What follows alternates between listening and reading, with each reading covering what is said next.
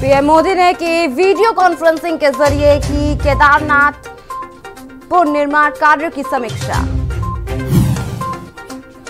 CM Dhami ने की बड़ी घोषणा, रक्षाबंधन पर आंगनबाड़ी और आशाओं को दिया तोहफा, 1,000 रुपए सम्मान राशि देने की घोषणा। उत्तराखंड में कांग्रेस निकालेगी परिवर्तन यात्रा, कांग्रेस 3 सितंबर से प्रदेश में परिवर्तन यात्रा करेगी शुरू। उत्तराखंड में आगामी चुनाव को लेकर आपके ने कसी कमर, दिल्ली के सीएम अरविंद केजरीवाल ने किया बड़ा ऐलान। उत्तराखंड के पूर्व सीएम हरीश रावत का तंज, कहा दिल्ली से इस्तीफा देकर हमेशा के लिए उत्तराखंड आ जाएं केजरीवाल। अभी भी गहरा अफगानिस्तान संकट, देहरादून के 300 से अधिक लोग काबुल में फंसे, परिजनों की सांसें अटकी। आप देख रहे हैं के न्यूज, खबरों का सारथी।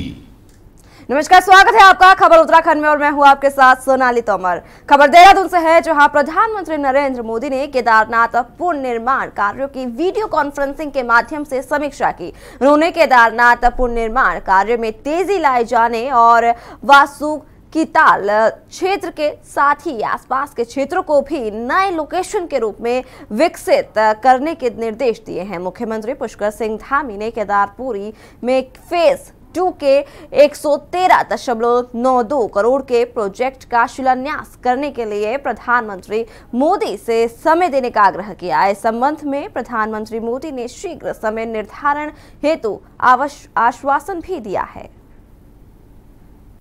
आज माननीय प्रधानमंत्री जी की अध्यक्षता में केदारपुरी के पुनर्निर्माण कार्यों को लेकर समीक्षा बैठक हुई, जिसमें कुछ बिंदुओं पर आज सहमति बनी है, उनका मार्गदर्शन प्राप्त हुआ है, जिसमें ईशानेश्वर मंदिर के पुनर्निर्माण पर सहमति बनी है। साथ ही साथ आस्था चौक पर ओम की प्रतिमा स्थापित करने पर सहमति बनी है और आदि गुरु शंकराचार्य समाधि एवं शिव उद्यान के डिजाइन में जन भावनाओं के अनुरूप संशोधन करने पर सहमति बनी है और साथ में चिंतन स्थल के डिजाइन एवं उसके स्थान पर भी सहमति बनी है और साथ ही साथ जो 113 करोड़ रुपए के पुनर्निर्माण के कार्य होने हैं, जिन पर धन आवंटन पूरी तरह से हो चुका है, उस पर माननीय प्रधानमंत्री जी से अनुरोध किया गया है कि जल्दी से वो उसका शिलान्यास करने की समय प्रदान करेंगे। और इस वक्त देहरादून से खबर है, जहां राज्य सरकार ने रक्षाबंधन पर दिया बड़ा तोहफा।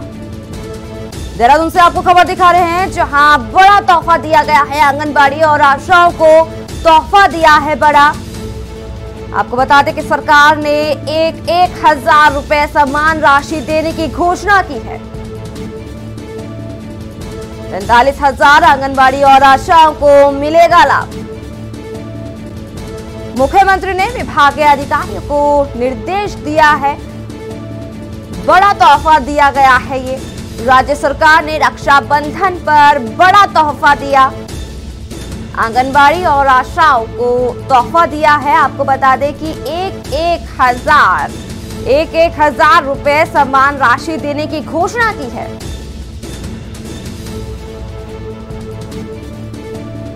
देहरादून से खबर आपको दिखा रहे हैं, जहां राज्य सरकार ने रक्षाबंधन पर बड़ा तोहफा दिया है। आंगनबाड़ी और आशाओं को ये तोहफा दिया है। आपको बता दें कि सरकार ने 1,000 रुपए सम्मान राशि देने की घोषणा की है। 45,000 आंगनबाड़ी और आशाओं को मिलेगा लाभ। और इस वक्त देहरादून से खबर है, जहां सीएम पुष्कर सिंह धामी 11 बजे पहुंचेंगे सचिवालय। इस वक्त की बड़ी खबर आपको दिखा रहे हैं, जहां स्वयं सहायता समूह संवाद कार्यक्रम में करेंगे प्रतिभाग। सीएम कैंप कार्यालय में शासकीय कार्यों को पूरा करेंगे सीएम पुष्कर सिंह धामी। सीएम धामी आज खटीमा के लिए रवाना होंगे। सराफ पब्लिक स्कूल में कार्यकर्ताओं से करेंगे भेंट। देहरादून से आपको खबर दिखा रहे हैं, जहां आज सीएम पुष्कर सिंह धामी 11 बजे पहुंचेंगे सचिवालय। स्वयं सहायता समूह संवाद कार्यक्रम में प्रतिभाग करेंगे सीएम पुष्कर सिंह धामी। वहीं सीएम कैंप कार्यालय में शासकीय कार्यों को पूरा करेंगे सीएम। देहरादून से आपको इस वक्त की बड़ी खबर दिखा रहे हैं, जो 11 बजे पहुंचेंगे सीएम सचिवालय। वहीं स्वयं सहायता समूह संवाद कार्यक्रम में प्रतिभाग करेंगे और सीएम कैंप कार्यालय में शासकीय कार्यों को पूरा करेंगे सीएम पुष्कर सिंह धामी। और आज खटीमा के लिए भी रवाना होंगे सीएम। तो हम जानकारी के लिए हमारे साथ अशोक कुमार हमारे साथ जुड़ चुके हैं। अशोक से जानना चाहेंगे, अशोक, जिस तरीके से अब खबर सामने आपको बता दें कि सीएम पुष्कर सिंह धामी 11 बजे सचिवालय पहुंचेंगे और अशोक से जानना चाहेंगे, अशोक, आज जिस तरीके से 11 बजे सचिवालय पहुंचेंगे सीएम पुष्कर सिंह धामी, पूरी जानकारी आपसे जानना चाहेंगे अशोक।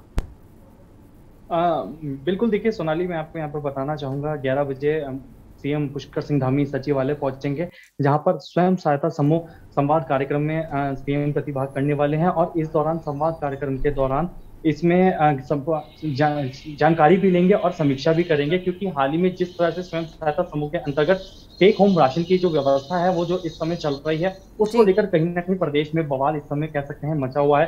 क्योंकि जिस तरह से कैसे महिलाओं के रोजगार को लेकर यहाँ पर कहीं ना कहीं लगातार सवाल खड़े हो रहे हैं, लगातार महिलाओं के रोजगार पर संकट खड़ा हुआ है। और कहीं ना कहीं जिस तरह से 1.5 लाख जो महिलाएं हैं इसको लेकर पूर्व मुख्यमंत्री त्रिवेंद्र सिंह रावत के पास भी जा चुकी है और पूर्व मुख्यमंत्री त्रिवेंद्र सिंह रावत ने इसको लेकर मुख्यमंत्री पुष्कर सिंह धामी से अपील भी की है इस पर जल्द से जल्द कोई बड़ा फैसला लिया जाए, क्योंकि जो टेक होम राशन की ये जो योजना है उसको कहीं ना कहीं जो निजी कंपनी के हाथ में देने की बात लगातार जिस तरह से कही जा रही है, तो ऐसे में कहीं ना कहीं कई सवाल ऐसे में खड़े होते हैं। एक और जहां महिलाओं के रोजगार पर संकट खड़ा हो चुका है, तो कहीं ना कहीं ऐसे में अगर यही टेंडर अगर किसी निजी कंपनी के हाथ में भी जाता है तो कहीं ना कहीं ये बातें लगातार सामने आ रही हैं। जो राशन की जो क्वालिटी है या जो राशन की जो वेराइटी है उसमें कहीं ना कहीं कई खामियां पाई जा सकती हैं, क्योंकि इस समय जो व्यवस्था है प्रदेश में जो महिलाओं को और बच्चों को दी जा रही है, ऐसे में अगर आने वाले में जो गर्भवती महिलाएं हैं उनको आने वाले समय में अगर कोई इस तरह के अगर कोई खराब प्रोडक्ट या वेराइटी इनको दी जाती है तो ऐसे में इसकी पूरी जिम्मेदारी सरकार की होगी।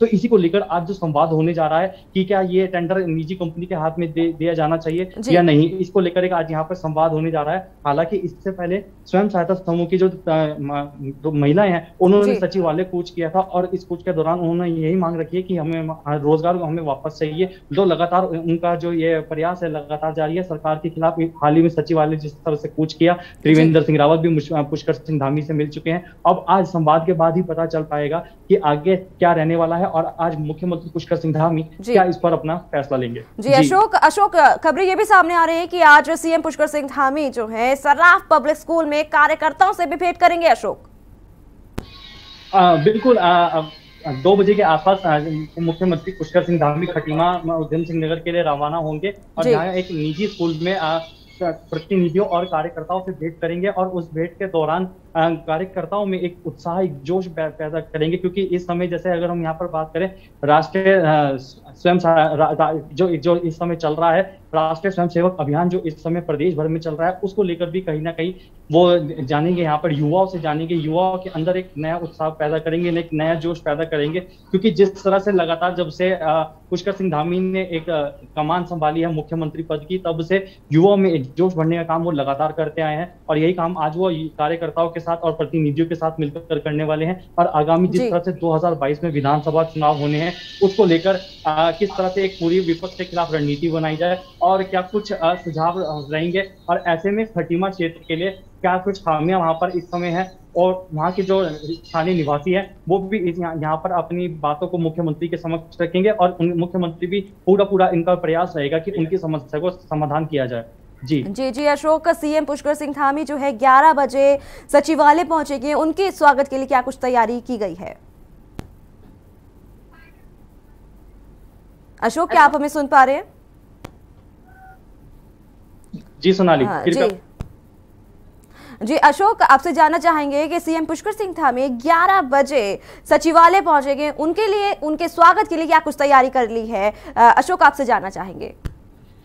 देखिए बिल्कुल सोनाली, अगर हम यहाँ पर सचिवालय की बात करते हैं तो उनका, अगर हम रोजाना के कार्यक्रमों की बात करें तो जी। रोजाना उनका सचिवालय में या फिर मुख्यमंत्री कैंप कार्यालय में या फिर शासकीय आवास में उनके रोजाना के कार्यक्रम होते हैं या फिर समीक्षा बैठक होती है। ऐसे ही आज एक संवाद कार्यक्रम, स्वयं सहायता समूह संवाद कार्यक्रम उनका होने जा रहा है, जिसके चलते वहां पर जो तमाम विभागीय अधिकारी हैं वो भी इसमें मौजूद रहेंगे और जी। इस पूरी क्या नाम संवाद के दौरान हर कोई अपने सुझाव रखेगा। और जैसे कि मैंने आपको पहले भी बताया है कि क्या ये टेंडर एक निजी कंपनी के हाथ में दिया जाना चाहिए या नहीं, और इसको लेकर मुख्यमंत्री ये क्या कुछ फैसला जी। लेंगे, क्योंकि ऐसे में क्योंकि देखना है कि एक तरफ जहां सरकार रोजगार देने की लगातार बात कर रही है, जिस तरह से मुख्यमंत्री पुष्कर सिंह धामी ने आते ही मुख्यमंत्री पद की जब कमान संभाली और जी। 22,000 पद निकाले और स्वरोजगार योजना के माध्यम से 1 लाख नौकरी की घोषणा है उन्होंने करी, तो उसके बाद से कहीं ना कहीं अब ये सवाल खड़ा हो चुका है, जहाँ एक तरफ तो सरकार रोजगार देने की बात कर रही जी। है तो दूसरी और अब जिस तरह से महिलाओं के रोजगार पर कहीं ना कहीं सवाल खड़ा हो गया है, तो जी। ऐसे में अब मुख्यमंत्री को यहाँ पे एक निर्णय लेना होगा कि कहीं ना कहीं एक तो महिलाओं के रोजगार को भी एक बचाना महत्वपूर्ण जी है, अशोक। बहुत महत्वपूर्ण है, बहुत जरूरी है यहाँ पर। और दूसरी और क्या कहा जा सकता है कि कहीं ना कहीं जो वेराइटी की यहाँ पर जैसे हम बात कर रहे हैं, जो राशन के दौरान जो राशन दिया जाएगा उसमें कि राशन में कोई भी खामियां ना पाई जाए, उसको भी ध्यान में रखा जाएगा, क्योंकि ऐसे में क्योंकि अब तक का पूरा देखभाल सारी महिलाएं जी। अब तक करती आई हैं, ऐसे में अगर निजी कंपनी को दे दिया जाता है तो कहीं ना कहीं कहीं खामियां भी पाई जा सकती जी हैं। जी बिल्कुल अशोक, इस पूरी जानकारी के लिए आपको बहुत बहुत शुक्रिया। तो बता दें आज 11 बजे सचिवालय पहुंचेंगे सीएम पुष्कर सिंह धामी और सीएम कैंप कार्यालय में शासकीय कार्यों को पूरा करेंगे सीएम, और आज खटीमा के लिए भी रवाना होंगे सीएम पुष्कर सिंह धामी।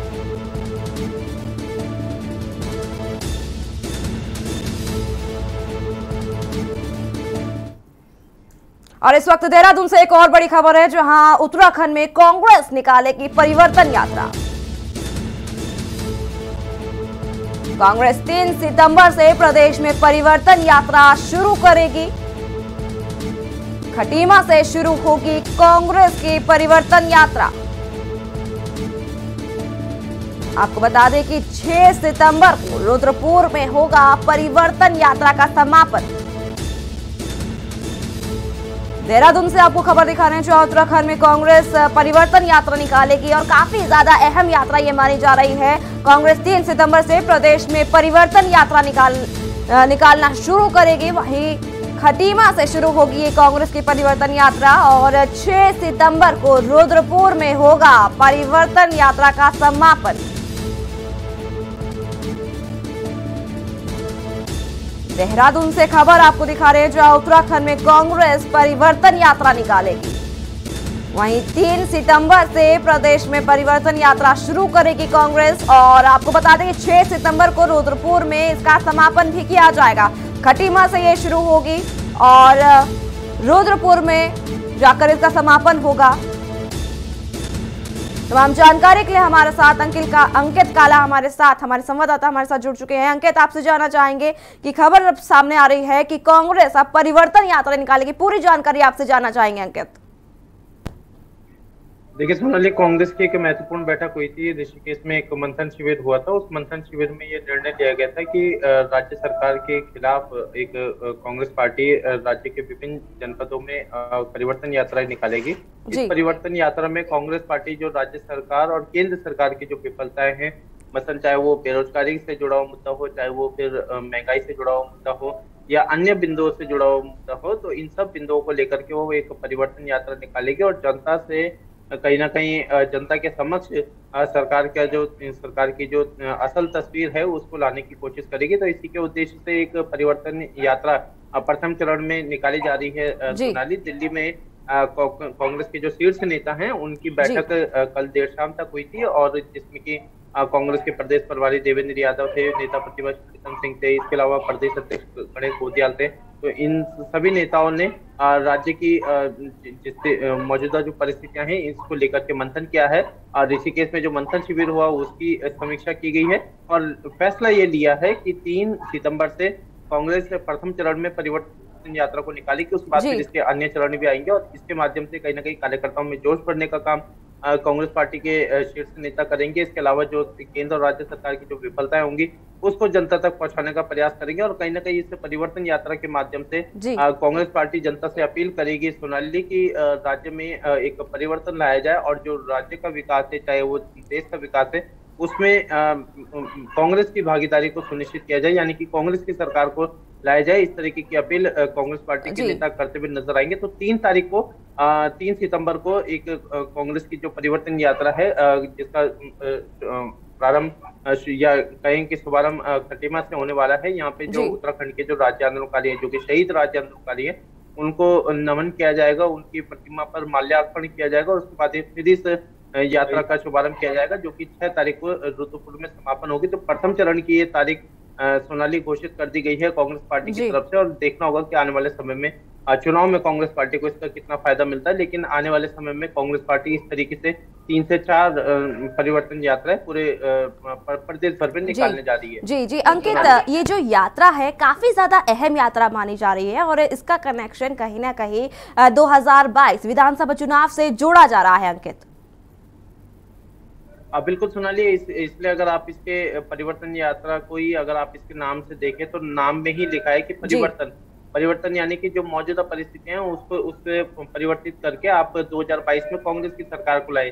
तो यही उद्देश्य है कांग्रेस पार्टी का और यही वजह है कि इसको 2022 के विधानसभा चुनाव से जोड़ करके देखा जा रहा है। कांग्रेस पार्टी इस परिवर्तन यात्राओं के माध्यम से कहीं ना कहीं जो केंद्र और राज्य सरकार की जो विफलताएं हैं सोनाली, उसको जनता तक पहुंचाने का प्रयास करेगी, कोशिश करेगी कि जो वादे और दावे सत्ता में आने से पहले चाहे केंद्र ने किए थे और चाहे फिर वो राज्य सरकार ने किए थे साल 2017 में, तो इस तरीके से जो उनके वादे और दावे जो कि खोखले साबित हुए उसके एक फहरिस्त जनता के समक्ष ले जाने का प्रयास कांग्रेस पार्टी के तमाम नेता पदाधिकारी करेंगे और कहीं ना कहीं एक तरीके से सोनाली एक शक्ति प्रदर्शन भी कहीं ना कहीं कांग्रेस पार्टी के नेता करेंगे कि किस तरीके से जनता का हुजूम जो है वो कांग्रेस के समक्ष है।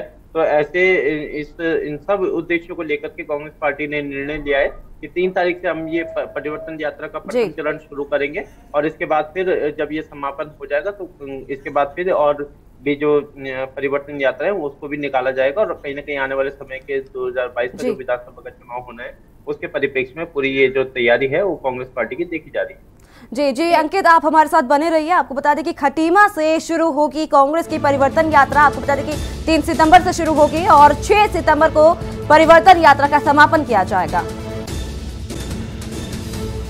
और आपको बता दें कि इसी से जुड़ी सी एक और बड़ी खबर सामने आ रही है देहरादून से, जहां मिशन 2022 की तैयारियों में कांग्रेस जुटी हुई है और दिल्ली में पार्टी के शीर्ष नेताओं के साथ मंथन हुआ। आगामी विधानसभा चुनाव की रणनीति पर मंथन हुआ। प्रदेश प्रभारी देवेंद्र यादव की अध्यक्षता में ये बैठक हुई है।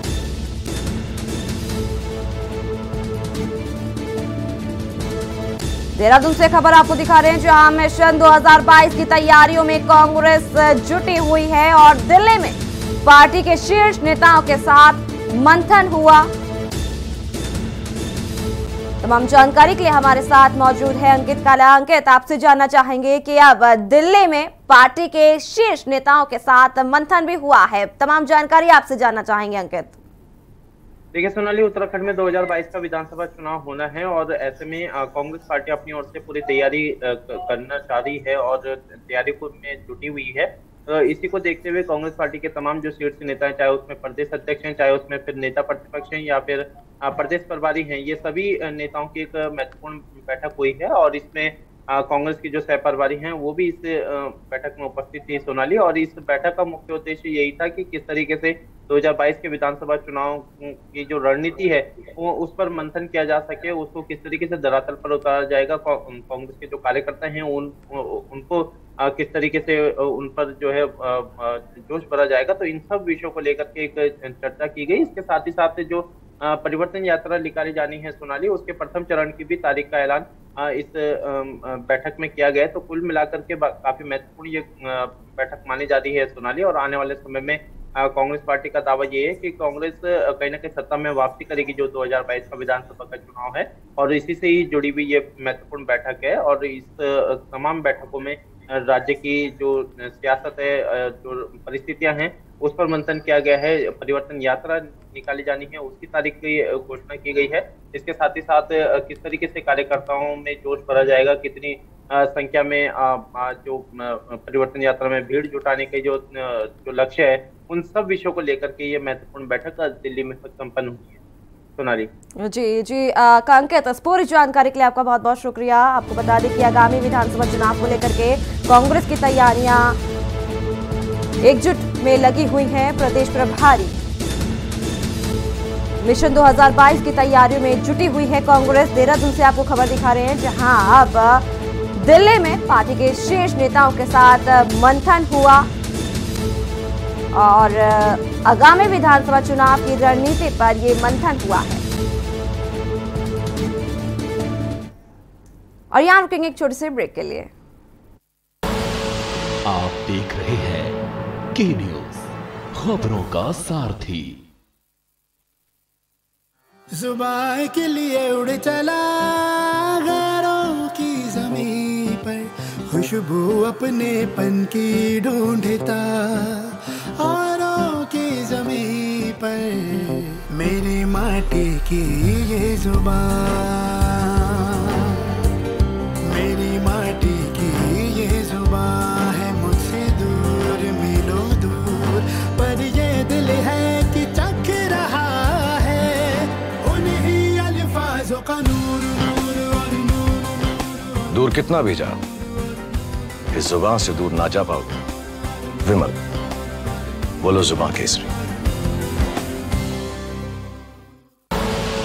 आप देख रहे हैं के न्यूज, खबरों का सारथी। ब्रेक के बाद स्वागत है आपका। और इस वक्त देहरादून से खबर है, जहां 43 IAS PCS अधिकारियों के तबादले के आदेश दिए गए हैं। देहरादून शासन ने तबादले के आदेश जारी किए हैं। शासन और प्राधिकरण में तैनात अधिकारियों के तबादले के आदेश जारी कर दिए हैं। आपको बता दें कि कार्यों की समीक्षा को देखकर ये बड़ा फेरबदल किया गया है।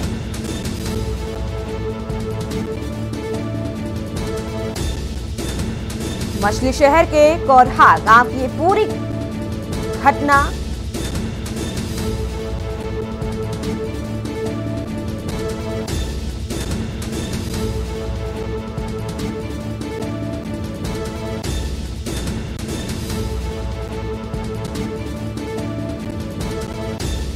बड़ा फेरबदल किया गया है कार्यों की समीक्षा को देख करके, और शासन और प्राधिकरण में तैनात अधिकारियों के तबादले के आदेश जारी कर दिए। और ये बड़ा फेरबदल कार्यों की समीक्षा को देखते हुए किया गया है।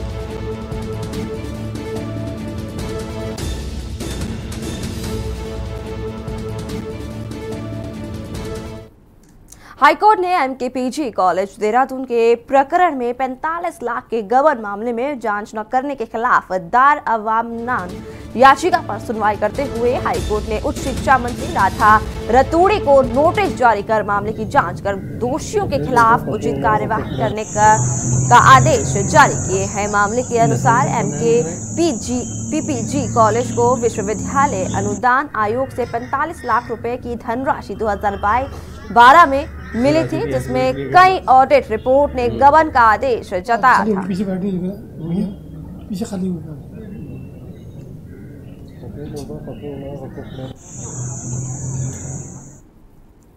तहसील परिसर में आयोजित तहसील दिवस में बड़ी संख्या में लोगों ने शिकायतें दर्ज कराई हैं। इस मौके पर अतिक्रमण, पानी, बिजली, लोक निर्माण विभाग, समाज कल्याण, सिंचाई, राजस्व विभाग सहित मूलभूत समस्याएं छाई रही, जिसमें अधिकतर शिकायतें नगर निगम से संबंधित थी, जिसमें से कुछ शिकायतों का मौके पर निस्तारण कर दिया गया और कुछ समस्याओं का समाधान करने के लिए संबंधित अधिकारियों को दिशा निर्देश जारी किए गए।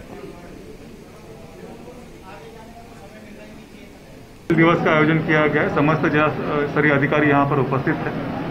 सभी विभागों की शिकायतों पर चर्चा किया गया है। कुल मिलाकर 75 शिकायतें आज प्राप्त हुआ है। विशेषकर शिकायतों का जो स्वरूप है वो नगर निगम के संबंध में है, सिंचाई विभाग के संबंध में है। कुछ शिकायतें जो है वो तहसील में जो न्यायिक कार्य चलता है उसके बारे में भी है। जिन प्रकरणों पर कोई प्रस्ताव विभाग द्वारा तैयार किया गया है और उसमें कुछ कार्रवाई किया गया है तो उसका शीघ्रता से कार्रवाई करने के लिए मैं विभाग को निर्देश दे रहा हूँ। ऐसे प्रकरण जहाँ पे विवादास्पद मामले हैं, जहाँ पर दो पक्षों के बीच का विवाद मौजूद है।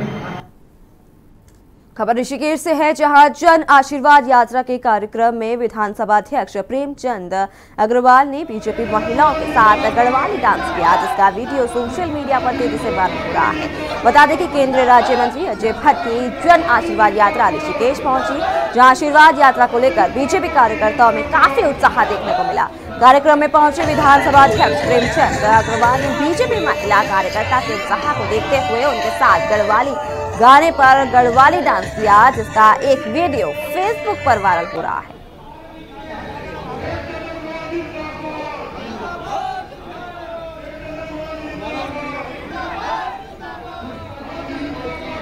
जन आशीर्वाद यात्रा के कार्यक्रम में डांस किया गया। विधानसभा अध्यक्ष प्रेमचंद ने कार्यक्रम में डांस किया और जन आशीर्वाद यात्रा कार्यक्रम हुआ, जिसमें गढ़वाली डांस किया गया है, जो वीडियो सोशल मीडिया पर वायरल भी हुआ। पुलिस चाहे अपराध पर अंकुश लगाने के कितने ही दावे कर ले, मगर देहात क्षेत्रों में अपराध रुकने का नाम भी नहीं ले रहा है। एक ऐसा ही मामला उधम सिंह नगर के जसपुर कोतवाली के ग्राम भोगपुर बड़ियोवाला मार्ग का है, जहां दिन निकलते के साथ अपराधी ने मां जीत कौर और बेटी परमजीत कौर की हत्या कर दी। बताया जा रहा है कि मां बेटी ग्राम भोगपुर की रहने वाली है। वहीं पुलिस मौके पर पहुंची और जांच में जुट गई।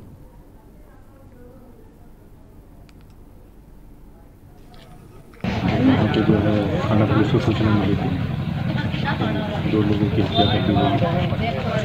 सूचना पर पुलिस मौके पर पहुंची थी। यहाँ पे एक लड़का और बाद में पता चला कि उनकी बेटी है, इन दोनों की जो है हत्या की गई। पुलिस के द्वारा बॉडी को कब्जे में लिया गया है। पंचायत नामक की कार्रवाई की जा रही है और उनके परिजनों से भी इसके संबंध में जानकारी की जा रही है, किसने किया है, क्या किया है। तो जानकारी जल्दी जुटाकर और आगे की विधिक कार्रवाई जल्दी होगी। नैनीताल में बरसात के बाद पीएमजीएसवाई के तहत निर्माणाधीन देवीधुरा बसानी मोटर मार्ग की हालत खस्ता हो गई है। वहीं लगातार बारिश के चलते सड़क में इतना कीचड़ हो गया कि अब वाहनों के साथ लोगों का चलना भी मुश्किल हो गया है। ग्रामीणों की शिकायत और अधिकारियों के निरीक्षण के बाद भी सड़क के हाल नहीं सुधर पाए हैं।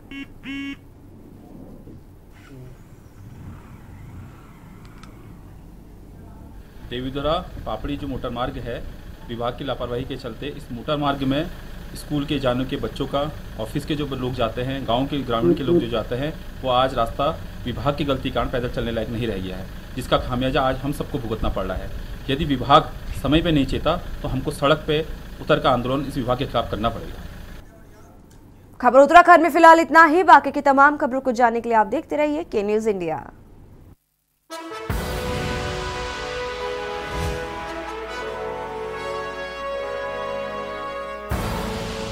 आप देख रहे हैं